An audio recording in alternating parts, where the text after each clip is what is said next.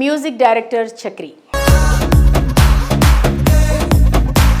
టాలీవుడ్ చాలా మంది సంగీత దర్శకులు వారి స్వరాలతో శ్రోతలను మైమర్పించారు. అందులో ప్రముఖ సంగీత దర్శకుడు దివంగత చక్రి తెలుగు ప్రేక్షకుల్లో చెరగని ముద్ర వేసుకున్నారు. తనదైన శైలిలో సినిమాలకు పాటలు, బ్యాక్గ్రౌండ్ మ్యూజిక్ అందించి సంగీత ప్రపంచంలో ప్రత్యేకమైన గుర్తింపు దక్కించుకున్నారు. మెగాస్టార్ చిరంజీవికి వీరాభిమాని అయిన ఆయన టాలీవుడ్లోకి ఎంట్రీ ఇచ్చి స్పెషల్ ఇమేజ్ను సొంతం చేసుకున్నారు.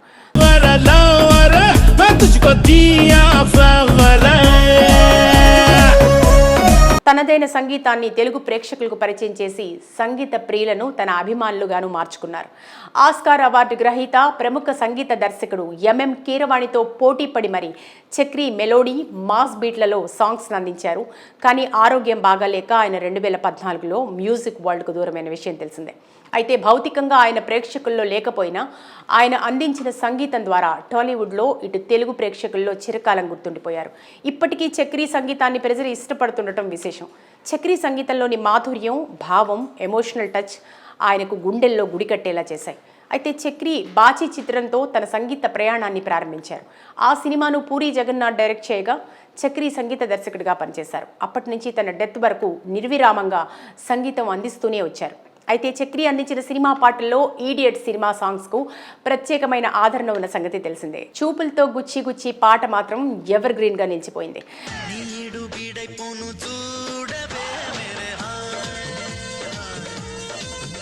మాస్ మహారాజా రవితేజ కెరీర్లోనూ ఈ పాట ఎంతో విజయాన్ని, పేరును సాధించి పెట్టింది. అయితే 2022లో ఈడియట్ ద్వారా ఆ సాంగ్ ప్రేక్షకులకు అందించారు చక్రి. ఇక ఇప్పుడు మళ్ళీ 23 ఏళ్ల తర్వాత ఆ సాంగ్ను ప్రేక్షకులు థియేటర్లో ఎంజాయ్ చేసే అవకాశం వచ్చింది.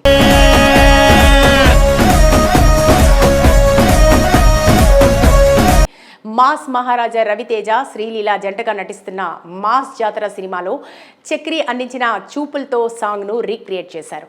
ఈ తరం యువతను ఆకట్టుకునే సాహిత్యంతో రీక్రియేట్ చేయడం మరింత ఆసక్తికరంగా మారింది. తాజాగా ఆ సాంగ్కు సంబంధించిన లిరికల్ వీడియోను విడుదల చేశారు.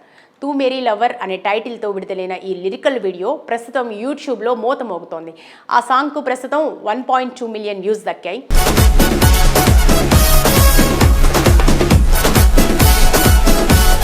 యూట్యూబ్ మ్యూజిక్లో ఈ సాంగ్ ట్రెండింగ్లో ఉండటం విశేషం. రీక్రియేట్ చేసిన సాంగ్కు భీమ్స్ సిసిరిలియో సంగీతం అందించారు. భాస్కర్ భట్ల రవికుమార్ లిరిక్స్ అందించారు. ఏఐ ద్వారా చక్రి వాయిస్ని జనరేట్ చేయడం టాలీవుడ్లోనే మొదటి ప్రయోగంగా రికార్డ్ క్రియేట్ చేసింది.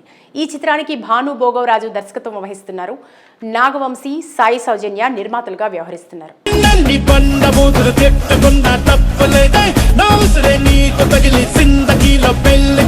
ఇదిలా ఉంటే ఈ సందర్భంగా మరో అంశం కూడా ఇప్పుడు చర్చల్లోకి వచ్చింది.